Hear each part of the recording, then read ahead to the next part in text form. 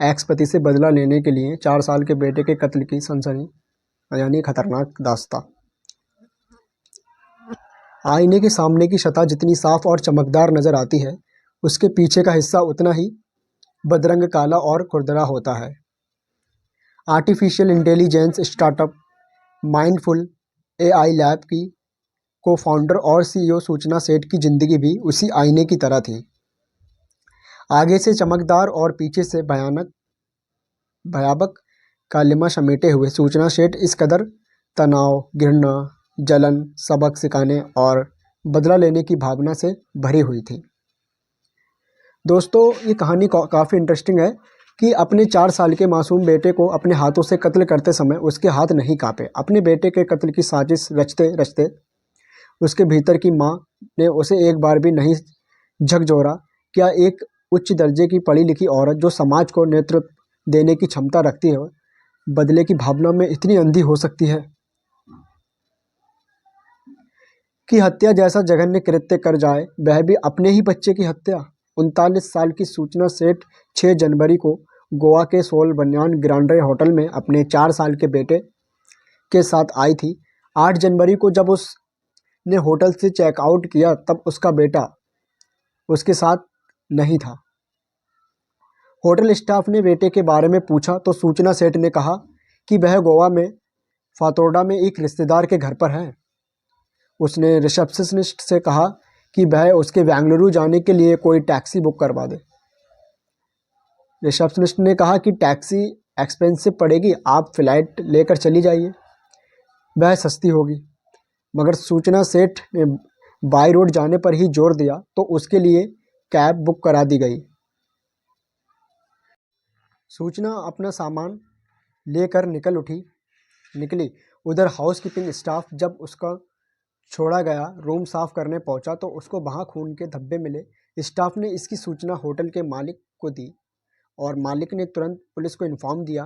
Police ने तुरंत उस कैब ड्राइवर को फ़ोन लगाया और कोंकणी भाषा में बात करते हुए उससे कहा कि जिस मैडम को वह लेकर जा रहा है, उसको बताए बिना वो कैब को कर्नाटक के चित्रदुर्ग पुलिस स्टेशन ले जाए।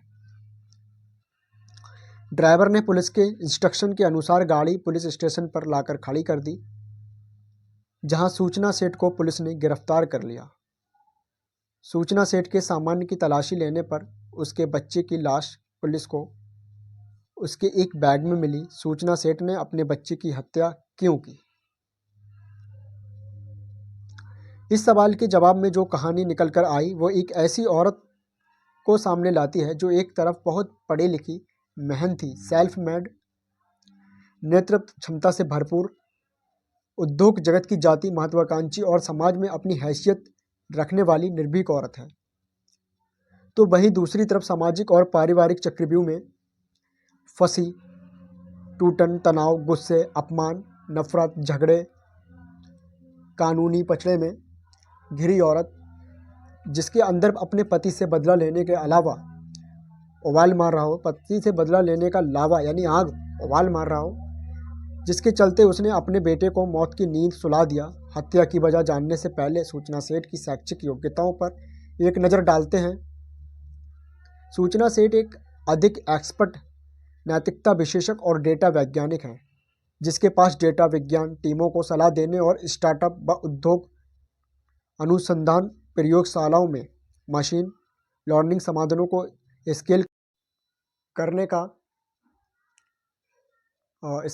का 12 वर्षों से अधिक का अनुभव है। वह एआई एक्सिस सूची में 100 प्रतिभाशाली महिलाओं में से एक है। वो डेटा एंड सोसाइटी में मौजिला फेलो, हार्वर्ड यूनिवर्सिटी के ब्रैकमैन क्लेम सेंटर में फेलो और रमन रिसर्च इंस्टीट्यूट में रिसर्च फेलो रही है और उसके पास प्राकृतिक भाषा, नेचुरल लैंग्वेज प्रोफेशनल में पेटेंट भी है।